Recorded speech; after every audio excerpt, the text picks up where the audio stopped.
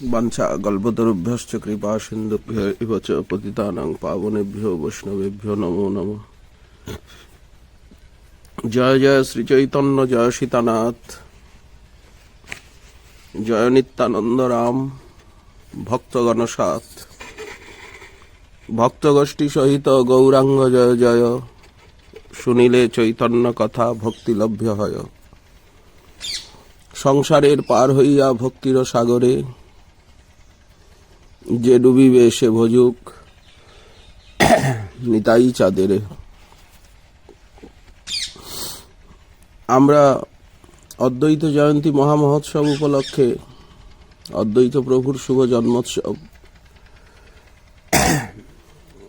শ্রী অদ্বৈত চরিতামৃত সিন্ধুর এক বিন্দু কণিকানুকণিকা আস্বাদন করছিলাম মহাজনের বাণী অবলম্বনে আত্মশুদ্ধি অভিলাষে। শ্রী অদ্বৈতরূপী কল্পবৃক্ষের বা অদ্বৈতরূপী শাখার এখন মুখ্য যারা সে সম্বন্ধে গ্রন্থে যা পাওয়া যায়, 1548 বিক্রম সম্বতে বৈশাখী পূর্ণিমার দিনে সীতা দেবী প্রথম পুত্র লাভ করলেন। বৈশাখী পূর্ণিমা পরম পবিত্র দিন। শিশুর সুন্দর রূপ দেখে সকলে মোহিত হলেন। তারা বলতে লাগলেন, এত মধুর রূপ আমরা ইতিপূর্বে আর কখনো দেখি নাই, কোনো দেবতা নিশ্চয়ই জন্ম নিয়েছেন।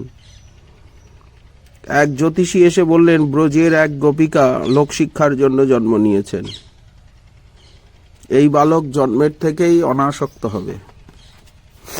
এই কথা শ্রবণ করে ভক্তবৃন্দ প্রেমাবিষ্ট হলেন।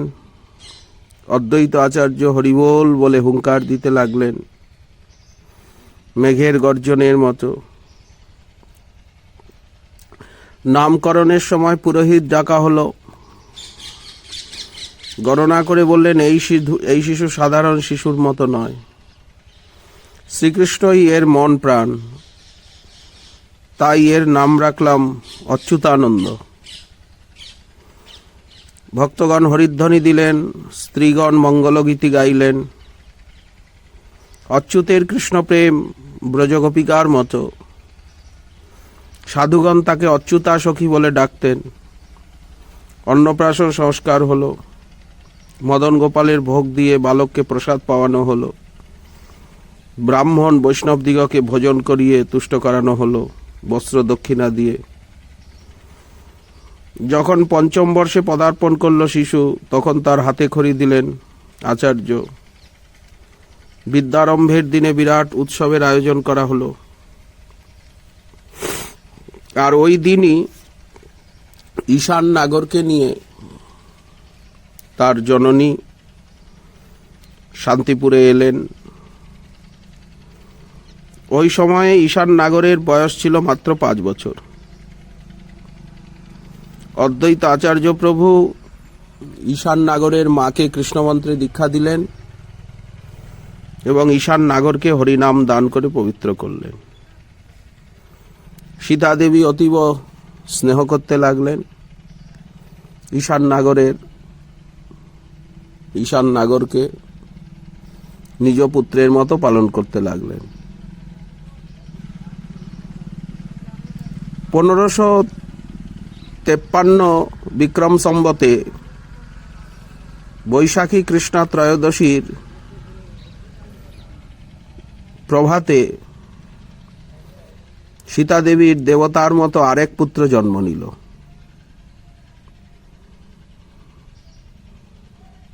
এই পুত্রকে তিনি শ্রীদেবীর হস্তে সমর্পণ করলেন। বলেন, বোন, এই পুত্র তোমার পুত্র হোক।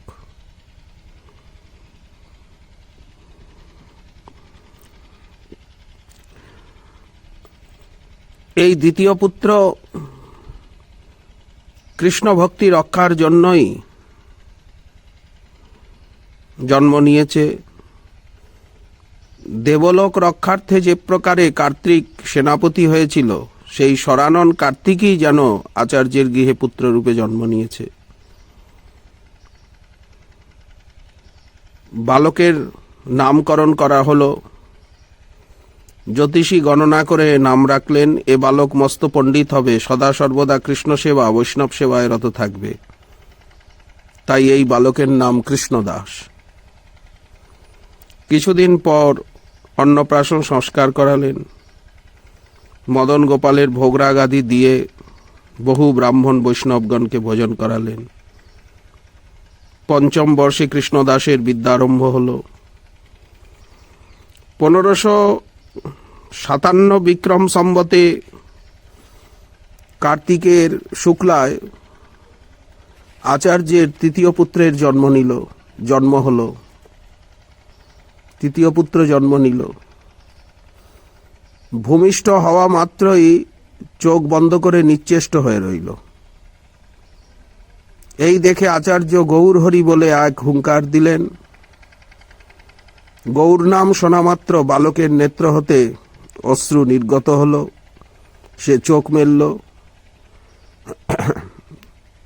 ভক্তগণ হরিধ্বনি দিতে লাগলেন, স্ত্রীগণ উলুধ্বনি দিল। জ্যোতিষী এসে বলল, আচার্যের এই পুত্র হল স্বয়ং গণেশের অবতার। জগতের বিঘ্ন বিনাশনের জন্যই ইনি এসেছেন। এর দর্শন মাত্রেই জীবের ভক্তিধন লাভ হবে।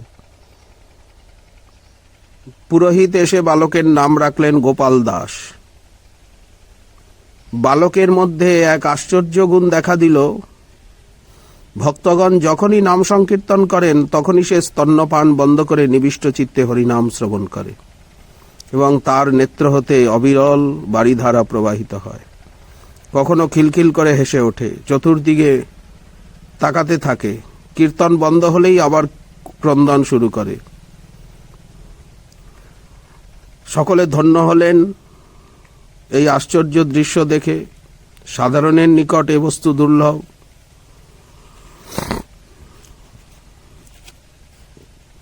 তারপরে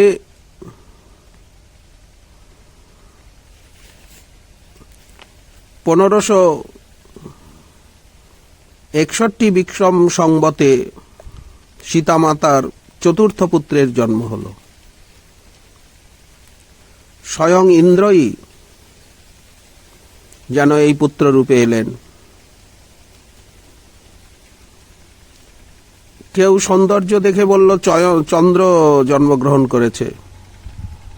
যথাসময়ে পুরোহিত এসে শিশুর নামকরণ করলেন। এর প্রতি লক্ষ্মী দেবীর খুব কৃপা হবে। বৃহস্পতির মতো বিদ্বান এবং সুন্দর হবে, সদ্ধর্মে নিষ্ঠ হবেন এবং যথেষ্ট বলশালীও হবেন। তাই এর নাম হচ্ছে বলরাম। এই বলরাম মিশ্র। বলরাম যখন 7 মাসের তখন অন্নপ্রাশন দেওয়া হলো। দিন দুঃখী ব্রাহ্মণ বৈষ্ণব সকলকে প্রসাদ দক্ষিণা দিয়ে সন্তুষ্ট করা হলো। 1565 বিক্রম সম্বতে জ্যৈষ্ঠ মাসে সীতা ঠাকুরানীর যমজ পুত্র হল। বালকদ্বয়ের নাম রাখা হলো স্বরূপ ও জগদীশ। জ্যোতিষী বললেন, এরা বিরাট বিদ্বান এবং রাজার মতো ধনবান হবে। নিজেদের মধ্যে এদের খুব প্রীতি থাকবে এবং বালকদ্বয়ের কণ্ঠ গন্ধর্বের মতো অত্যন্ত মধুর হবে। এইভাবে সমস্ত দিব্য পুত্র সন্তান লাভ করলেন। তারপরে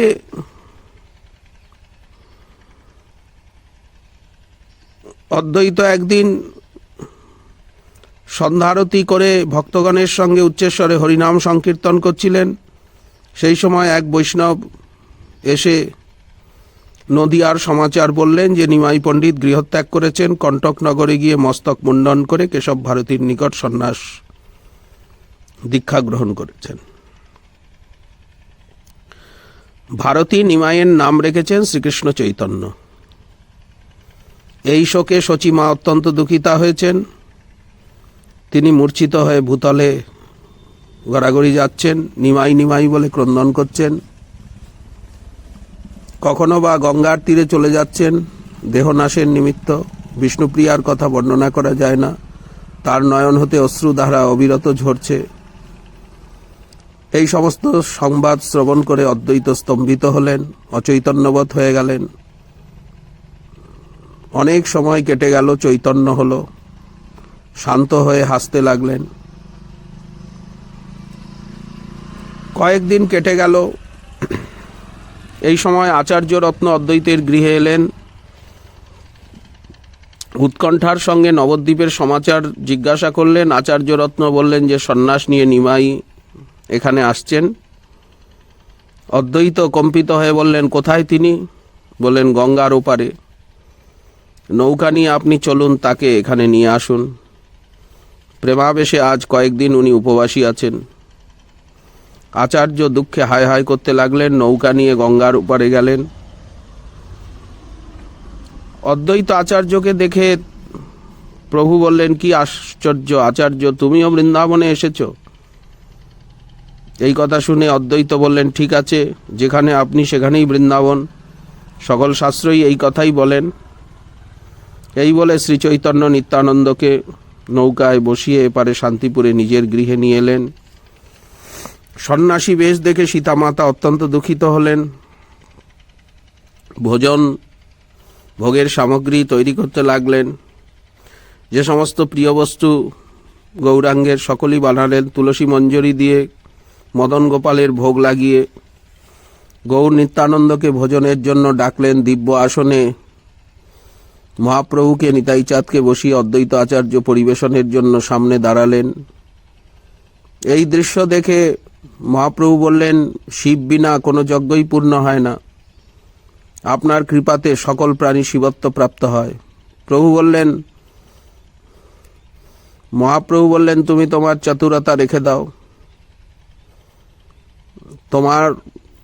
তোমায় ছাড়া আমি ভোজন করব না। নিত্যানন্দ এই কথা শুনে হেসে বললেন, হে দয়াময় গৌর, আপনি এই পেটুক ব্রাহ্মণের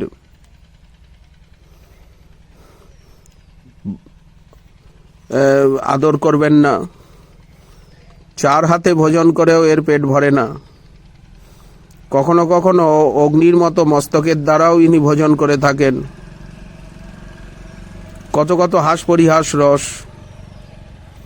শান্তিপুরে প্রভু এসেছেন, সংবাদ ছড়িয়ে পড়ল। বাড়ির বাইরে সব জমা হতে লাগলো ভক্তগণ। হরিবোল হরিবোল ধ্বনিতে আকাশ বাতাস মুখরিত হলো। গৌরাঙ্গের দর্শনের জন্য উৎকণ্ঠিত হয়ে রইল সবাই। গৃহের বাইরে এলেন প্রভু, হরি হরি বলতে লাগলেন হাত তুলে। সাধু সঙ্গের মহিমা অপার। সাধু নিজেকে তৃণ হতেও অধম ভাবেন। সাধুগণ হলেন বৃক্ষের মতো সহনশীল। তারা সম্মান পাওয়ার ইচ্ছা করেন না, অথচ অপরকে মান মর্যাদা দেওয়ার জন্য ব্যস্ত থাকেন। নিরন্তর হরিনাম কীর্তন করে থাকেন। এই হলো সাধুর স্বরূপ ও লক্ষণ। তোমরা সকলে সাধুর চরণ আশ্রয় গ্রহণ করো এবং সকলেই নিত্য প্রেমধন লাভ করো। শাস্ত্র অনন্ত, তার মর্ম কে জানতে পারে? যিনি জ্ঞানী তিনিও সাধু সঙ্গ করে থাকেন।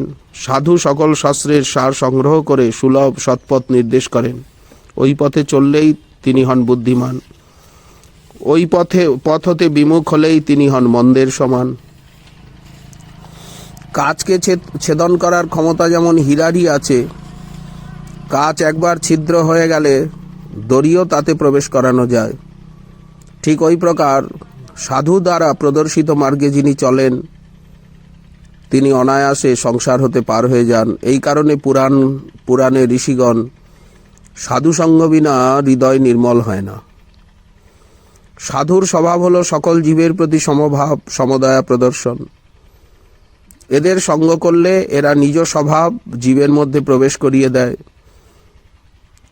এই জন্য মহাপাপী দুরাচারী পর্যন্ত সাধুসঙ্গ লাভ করে পবিত্র হয়ে যায়। স্পর্শমণি স্পর্শে লোহা যেমন সোনা হয়ে যায়, ঠিক সেইরূপ সাধুসঙ্গে জীবও সাধু হয়। মহাপ্রভু এই প্রকার সকলকে উপদেশ দিতে লাগলেন। নবদ্বীপ থেকে শচী মাতা তিনি শান্তিপুরে এলেন। নদিয়ার ভক্তবৃন্দ মাকে দর্শন করে দণ্ডবত করলেন। পুত্রের মুখ দেখে শচী দেবী কাঁদতে কাঁদতে বললেন, নিমাই, তোমার এই বেশ দেখে আমার হৃদয় বিদীর্ণ হয়ে যাচ্ছে। মাকে অনেক উপদেশ দিলেন। ভোজন তৈরি করতে লাগলেন, ভোগের দ্রব্য। সকল ভক্তবৃন্দের সঙ্গে প্রভুকে ভোজন করালেন জননী শচী। অদ্বৈতের গৃহে কয়েকদিন ধরে বড় আনন্দ উৎসব হলো। দিনের বেলা সকলকে প্রভু ভগবান নাম উপদেশ করেন, হরিকথা শ্রবণ করান। রাত্রিতে ভক্ত সঙ্গে সংকীর্তন করেন। ভক্তগণের প্রেমাশ্রুর দ্বারা শান্তিপুর অভিষিক্ত হল। প্রভু মধুর স্বরে সকলের কাছে বিদায় চাইলেন। সকলে দুঃখ সাগরে নিমগ্ন হলেন। শচীমার বিলাপ প্রলাপ শ্রবণ করা যাচ্ছিল না। নদিয়ায় যদি নাই যাও কোনো ক্ষতি নেই, এখানে থেকে হরিভজন করো। মহাপ্রভু বললেন, জননী, এইরূপ আদেশ করো না। স্বদেশে অবস্থান করা সন্ন্যাসীর ধর্ম নয়। শচীদেবী এই কথা শুনে অধীর হয়ে উঠলেন। শান্ত হওয়ার পরলে বললেন, বৃন্দাবন তো বহুদূর। আচ্ছা, শ্রী পুরুষোত্তমে গিয়ে থাকো, আমি সংবাদ পাব। মায়ের আজ্ঞা শিরোধার্য করে শ্রী গৌরাঙ্গ রওনা হলেন। গৌরাঙ্গের চরণে পড়ে গেলেন। সবাই, এখন থেকে আপনার দর্শন পাই বা না পাই, আজ অন্তত আজকের মতো দেখে আর নিজের হৃদয়কে শীতল করে নি। মহাপ্রভু বললেন, তোমরা আমার জন্য কোনো চিন্তা করো না। কেবল এক জন্মে নয়, জন্মে জন্মে আমি তোমাদের ছেড়ে এক মুহূর্ত ভিন্ন থাকতে পারবো না। এই জন্মে সকলে যেমন মহামহোৎসব করছো, আরও 2 জন্ম এইরকম তোমরা করতে পারবে। আমার শরীর শূন্য, তোমরাই হলে আমার প্রাণস্বরূপ। সকলকে ছেড়ে শূন্য শরীর নিয়ে আমি কোথায় যাব?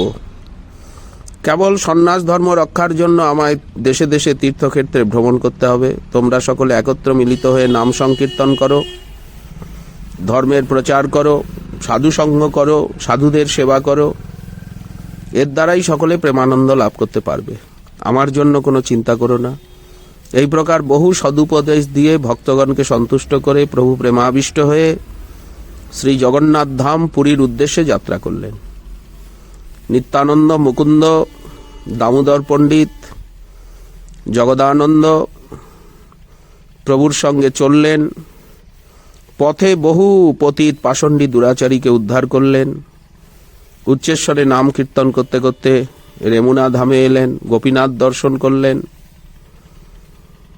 কখনো হাসি, কখনো কান্না, কখনো এদিকে ওদিকে দৌড়াচ্ছেন। এইভাবে বহু প্রসঙ্গ হলো। পথে সাক্ষী গোপাল দর্শন করে জগন্নাথ ধামে পৌঁছালেন। জগন্নাথকে দর্শন করে মহা ভাবাবেশে হাস্য নৃত্য কীর্তন করতে লাগলেন এবং ছুটতে ছুটতে রত্নবেদীর কাছে গিয়ে মূর্ছিত হয়ে পড়লেন। বহু সময় অতিবাহিত হলো, বাহ্যজ্ঞান হলো না। ভোগের সময় উপস্থিত সার্বভৌম ভট্টাচার্য তখন এসে উপস্থিত হলেন। নিশ্চয়ই ইনি কোনো মহাপুরুষ হবেন। উঠিয়ে নিজের গৃহে নিয়ে গেলেন। সার্বভৌমের সঙ্গে মিলিত হলেন। তারপরে সরভুজ দর্শন করে প্রেমে অভিভূত হয়ে গেলেন সার্বভৌম। এরপরে দক্ষিণ ভারত চলে গেলেন। দক্ষিণ ভারতের থেকে প্রায় দীর্ঘদিন পর প্রভু এলেন আবার। রথযাত্রা এসে গেল। নীলাচলে অদ্বৈত আচার্য ভক্তগণ সঙ্গে পুরীধামে যাওয়ার জন্য প্রস্তুত হলেন। অদ্বৈত তনয় কৃষ্ণ মিশ্র যাওয়ার ইচ্ছা প্রকাশ করল। মার্গ অতি দুর্গম, তুমি বালক, এখন তোমার যাওয়ার কোনো প্রয়োজন নেই। কৃষ্ণ মিশ্র বলল, এই অসার সংসারে গৌর পদাশ্রয়ই হলো একমাত্র সার। কৃষ্ণ মিশ্র গৌর ভক্ত ছিলেন। গৌরাঙ্গের স্মরণ মাত্র তার প্রেম উদ্বেলিত হয়ে উঠল। সীতামাতা বললেন, তোমার ক্ষেত্রে যাবার সময় এখনো হয় নাই। তুমি মায়ের আজ্ঞা শিরোধার্য করে শ্রীকৃষ্ণ ভজন করো। তোমার জ্যেষ্ঠ ভ্রাতা অচ্যুত জন্মের থেকেই সংসারে নিরাসক্ত, অতএব তুমিই হলে কৃষ্ণ এবং পিতার সেবার অধিকারী। নিজ স্ত্রী বিজয়া সহ মন্ত্র গ্রহণ করো। কৃষ্ণ সেবায় কৃষ্ণ মিশ্রের পত্নীর নাম হচ্ছে বিজয়া মাতা। সীতা দেবী বললেন, তুমি নিজ স্ত্রী বিজয়ার সঙ্গে মন্ত্র গ্রহণ করো। কৃষ্ণ সেবায় সর্বসিদ্ধি লাভ হয়, এতে কোনো সন্দেহ নেই। এই কথা বলে পুত্রবধূকে নিয়ে সীতা দেবী গঙ্গার তীরে গেলেন এবং নিজেই গোপাল মন্ত্র দান করলেন। নিত্যসিদ্ধ কৃষ্ণ মন্ত্র লাভ করে দম্পতি মাতার চরণ কমল বন্দনা করলেন। শ্রী অদ্বৈত প্রভু ভক্তগণ সঙ্গে শ্রীক্ষেত্রে গেলেন এবং মহাপ্রভু সকলের সঙ্গে মিলিত হলেন। মহাসংকীর্তন হতে লাগল। মধ্যস্থলে মহাপ্রভু, নিত্যানন্দ এবং অদ্বৈত, চারিদিকে ভক্তবৃন্দ। নগরবাসী মুগ্ধ হয়ে গেলেন। নরেন্দ্র সরোবরে ভক্তগণ সঙ্গে স্নান, রথযাত্রা মহোৎসব, নানা ক্রীড়া। অদ্বৈত প্রেমাবেশে মহাপ্রভুর অনেক স্তুতি করলেন। এই সমস্ত লীলা হলো অনন্ত অশেষ।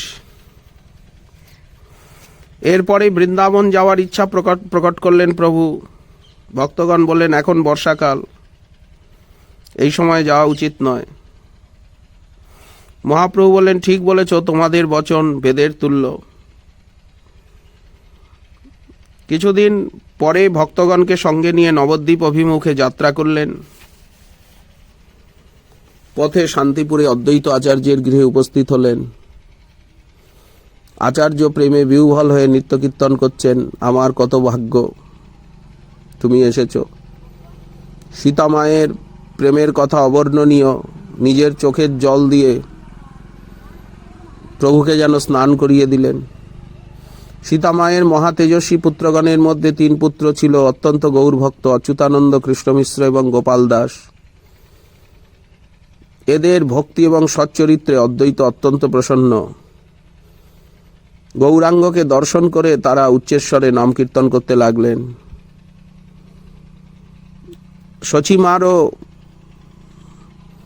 শচীমা জানতে পারলেন নদিয়াবাসী শান্তিপুরে এলেন। যেমন কুরুক্ষেত্রে মাতা যশোদা কৃষ্ণকে কোলে তুলে নিয়েছিলেন, আজ শচীমায়ের কোলে শ্রীমান মহাপ্রভু। এই অপূর্ব লীলা দর্শন করে কে স্থির থাকতে পারে? সকলেই প্রেমাবিষ্ট হয়ে হরিধ্বনি দিতে লাগলেন। মহাপ্রভুর প্রিয় বাতুয়া শাক, লাউ শাক, কত প্রকার অন্ন ব্যঞ্জন আদি শচীমা পাক করলেন। মধ্যস্থলে শ্রীকৃষ্ণ চৈতন্য, দক্ষিণে নিত্যানন্দ, বামে অদ্বৈত আচার্য বসলেন। মহাপ্রভু বললেন, এই শাক হলো সর্বোত্তম। নিত্যানন্দ প্রভু বললেন, আরো কিছু পেলে আনন্দ হতো। অদ্বৈত প্রভু হেসে বললেন, গঙ্গার ন্যায় আপনারাও পতিত লোকদেরই প্রীতি করেন। সবাই হাসতে লাগলেন নিতাই চাঁদের কথায়।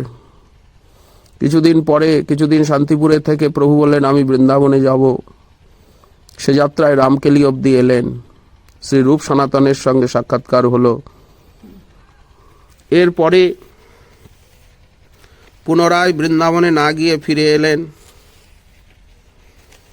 পুনরায় নবদ্বীপ শান্তিপুর হয়ে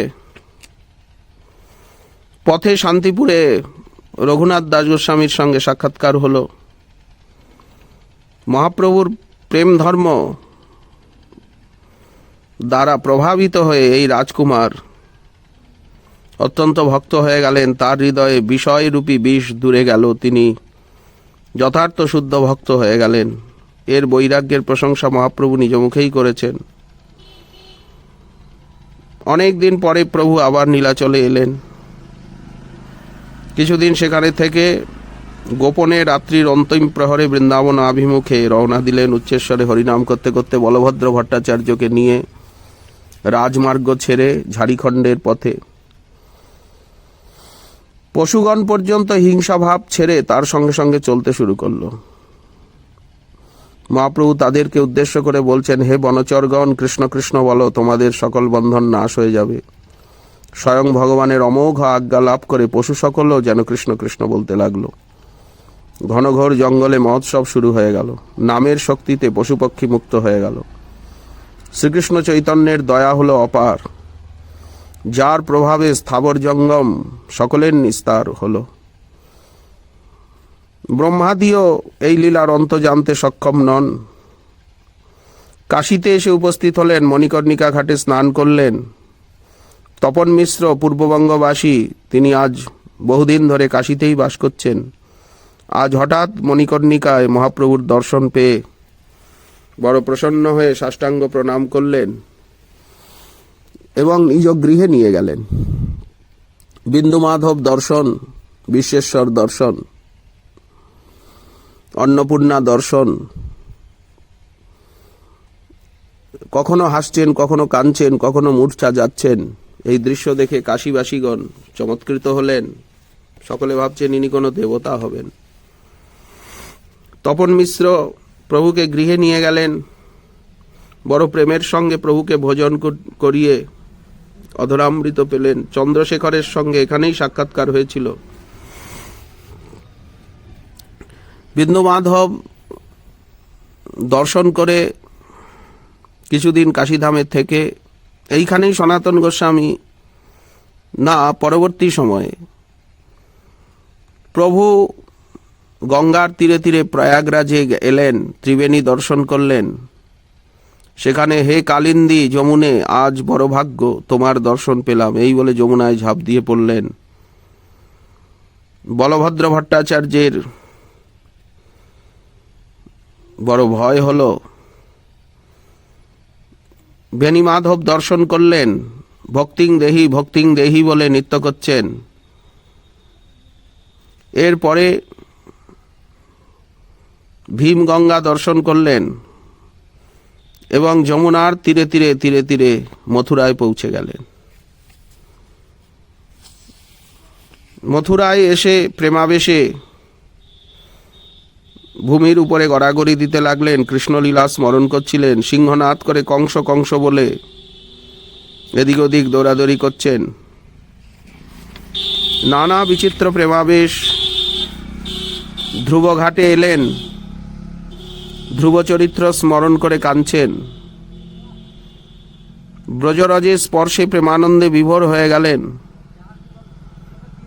কোথায় আমার পতি, কোথায় কানু কানু বলে কৃষ্ণ অন্বেষণ করতে লাগলেন। অশ্রুধারা নয়নে, কখনো সিংহনাদ। স্থাবর জঙ্গম কৃষ্ণ কৃষ্ণ বলতে লাগলো। গাভী গোবৎস সকল, ধেনু সকল প্রেমে ডগমগ হয়ে গেল। এদিকে অচ্যুতানন্দের অদ্বৈত পুত্র অচ্যুতানন্দ গৌর বিরহে পাগল হয়ে গৌর গৌর বলে ক্রন্দন করতে লাগলেন। এইবার প্রভু দ্বাদশ বন গোপীব্রজে এসে দ্বাদশ বন পরিভ্রমণ করছেন। রাধাকৃষ্ণের নিত্যলীলা স্থান। রাধাকুণ্ডের কথা স্মরণ হলো। তিনি রাধাকুণ্ডের কথা জিজ্ঞাসা করলেন। কেউ কিছু বলতে পারল না। তখন রাধা কৃষ্ণ হরে কৃষ্ণ বলে কীর্তন করতে লাগলেন। কোথায় রাধাকুণ্ড? রাধাকুণ্ডের গুরুত্ব জগৎকে জানালেন। তারপরে রাধাকুণ্ড কোথায় আছে? নিত্যসিদ্ধ বস্তু। রাধাকুণ্ডের স্মরণ মাত্রেই পাপ নাশ হয়, সনাতন ধর্মে বিশ্বাস হয়। শ্রীকুণ্ডের দর্শনে ভক্তির অঙ্কুর জন্মে। জলস্পর্শ মাত্রেই প্রেম ভক্তির উদয় হয়। কুণ্ড জলে স্নান করলে কৃষ্ণকে পাওয়া যায়। তীরে দেহত্যাগ করলে কৃষ্ণ সেবা লাভ হয়। কুণ্ডের অসংখ্য গুণ কার সাধ্য তার বর্ণন করে। কুণ্ডের দর্শন মাত্রেই জীব সংসারকে ভুলে প্রভুর প্রতি লুব্ধ হয়। এর জল বড় মিষ্ট, ঔষধির সমান। এর জল পান করলে পরমায়ুর বৃদ্ধি ঘটে, রোগক্ষয় হয়। রাধাকুণ্ডের সঙ্গে মিলিত শ্যামকুণ্ড, রাধাকুণ্ডের সমান এই চিন্ময় কুণ্ড কৃষ্ণের অত্যন্ত প্রিয়। নন্দনন্দন যেখানে নিবাস করেন, যে কুণ্ড দর্শন মাত্রেই কৃষ্ণরূপের দর্শন লাভ হয়। কুণ্ডের মহিমা অনন্ত। কুণ্ডের জলে, শ্যামকুণ্ডের জল স্নান পান করলে রাধাকৃষ্ণ লাভ হয়। প্রেমাবেশে মহাপ্রভু নৃত্য করছেন। এই হলো রাধাকুণ্ড, লুপ্ততীর্থ। দর্শন করলেই শরীরের সকল তাপ পাপ দূর হয়ে যায়। এই বলে মহাপ্রভু রাধা রাধা নাম নিয়ে হুঙ্কার করতে লাগলেন। রাধা নাম শ্রবণে পশুপক্ষীও সকলে একত্র হয়ে আর একসাথে বলতে লাগলো, রাধা নাম শতই নিত্য আনন্দ দান করে। আর মহাপ্রভুর মুখের থেকে উচ্চারিত শুদ্ধ প্রেমের বর্ষণ করতে লাগলো। স্থাবর জঙ্গম পশু পাখি ব্রজবাসী লোক পবিত্র নাম শ্রবণ করে, রাধা নাম শ্রবণ করে প্রেমে অশ্রু বিসর্জন করতে লাগলো। রাধা নামের প্রভাবে জীবের হৃদয়ে প্রেমের উদয় হলো। এই স্থান নিশ্চয়ই রাধাকুণ্ড, কোনো সংশয় নাই। আর এরই নিকটে একটু পাশে এই হলো শ্যামকুণ্ড। বড় ভাগ্য আমাদের, কুণ্ডদ্বয়ের দর্শন হলো। প্রেমামৃতে বিভোর হয়ে মহাপ্রভু তার অল্প জলে ঝাঁপ দিলেন। একবার রাধাকুণ্ডে ডুব দেন, একবার শ্যামকুণ্ডে ডুব দিয়ে রাধাকুণ্ডে কুণ্ডের মৃত্তিকা নিয়ে সর্বাঙ্গে লেপন করলেন। প্রেমাবিষ্ট হয়ে শত শত দণ্ডবোধ করতে লাগলেন, নানা প্রকার স্তুতি করলেন। এই হলো রাধাকুণ্ড, এই হলো রাধাকুণ্ড বলে ঘোষণা করতে লাগলেন।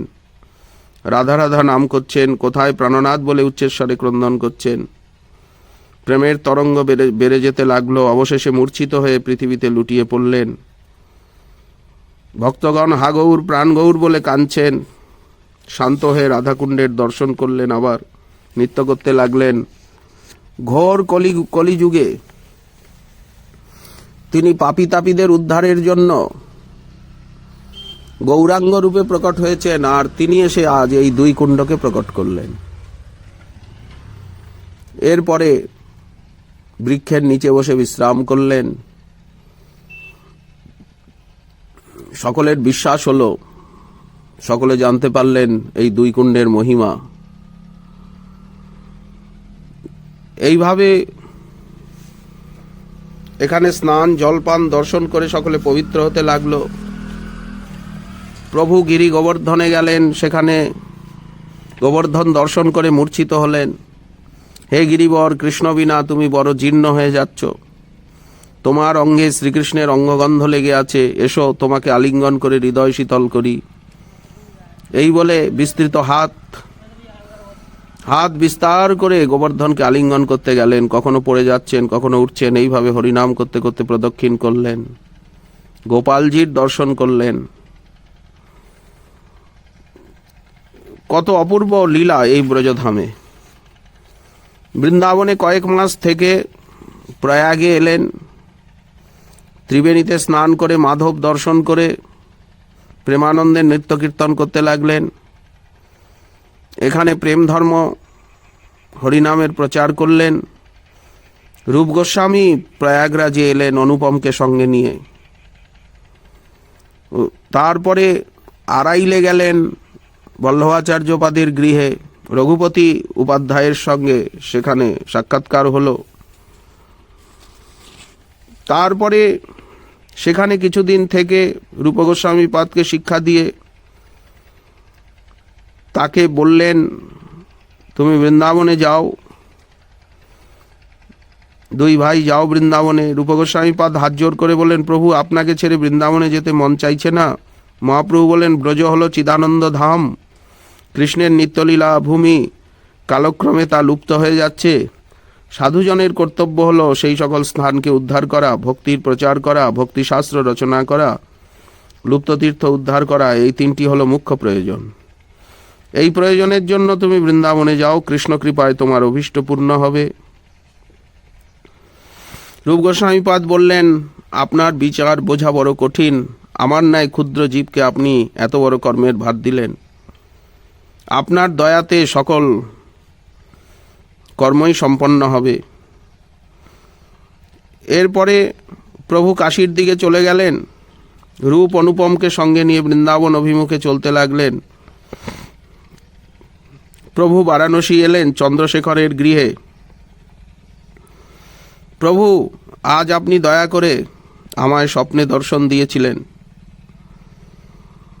আজ আপনি এসে উপস্থিত হলেন। আমি স্বপ্নেই বুঝেছিলাম। কাশীতে নামের প্রচার হতে লাগলো, বহু লোক উদ্ধার হলেন। কিছু ব্যক্তি নিন্দা করছিল, কাশী সাধারণত শৈব, শাক্ত এবং ব্রহ্মবাদীগণের মুখ্যরূপে স্থান। সন্ন্যাসীগণ বলেন, ব্রহ্ম আত্মার একত্বের জ্ঞান প্রাপ্ত হলেই মুক্তি লাভ করা যায়। ব্রহ্ম আর বিশ্বে কোনো ভেদ নেই। সন্ন্যাসী বললেন, সব জগৎ ব্রহ্ম হতে অভিন্ন। এখন প্রভু সেখানে থেকে এই ব্রহ্মবাদকে খণ্ডন করে ভক্তিবাদকে প্রচার করলেন। প্রকাশানন্দ সন্ন্যাসীদের গুরু ছিলেন, বৃহস্পতি তুল্য পণ্ডিত। তিনি অনেক শাস্ত্র জানতেন। গৌরাঙ্গের নিন্দাও তিনি করেছিলেন। কিন্তু দয়াসিন্ধু প্রভু গভীর শাস্ত্রার্থ শ্রবণ করিয়ে তাকে ভক্তে পরিণত করলেন, সংশয় দূর করে দিলেন।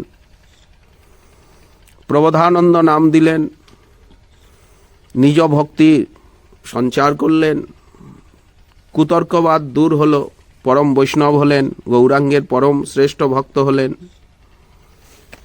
এবং গৌরাঙ্গের যে সমস্ত মহিমা উনি বর্ণন করেছেন নিজ গ্রন্থে, সকলে শুনলে স্তম্ভিত হয়ে যান। সকলকে গৌর ভক্ত বানিয়ে দিলেন তিনি। সনাতন গোস্বামীপাদ তিনি কাশীতে এসে মিলিত হলেন। 2 মাস প্রভু কাশীতে ছিলেন। তারপরে তাকেও বৃন্দাবনে পাঠিয়ে দিলেন। এইভাবে প্রভু নীলাচল ধামে এসে উপস্থিত হলেন। সীতা ঠাকুরানী অদ্বৈত প্রভু যখন এই সমাচার পেলেন, তখন তারা ব্যাকুল হয়ে গেলেন, কবে প্রভুর দর্শনে যাব। গৌর বিচ্ছেদরূপী দাবাগ্নিতে তাদের হৃদয় দগ্ধ হতে লাগলো। তিনি ভক্তগণের সঙ্গে পুরীধামে যাত্রা করলেন। সীতানাথ সীতাদেবীকে সঙ্গে নিয়ে যাত্রার উদ্যোগ করলেন। গোপাল দাস তিনিও সঙ্গ নিলেন। ঈশান নাগর তিনিও চললেন নাম সংকীর্তন করতে করতে কাছড়াপাড়া শিবানন্দ সেনের আলয় হয়ে। অদ্বৈত প্রভুর প্রেমাবেশ পথে পথে। এইভাবে তারা সকলে নানা স্থান দর্শন করে নীলাচলে গিয়ে উপস্থিত হলেন। গোপাল দাস অদ্বৈত তনয়, অপূর্ব তার প্রেমাবেশ। গুন্ডিচা মার্জন লীলায় তিনি মূর্ছিত হয়ে পড়ে গেলেন, কিছুতেই চেতন আসে না। মহাপ্রভু কৃপা করে তার চৈতন্য আনলেন। শ্রীকৃষ্ণ চৈতন্য বলে গোপাল দাস হুঙ্কার দিতে লাগলেন। রথযাত্রা মহামহোৎসব। সীতা ঠাকুরানীর ইচ্ছা হলো মহাপ্রভুকে সপরিকর ভোজন করান।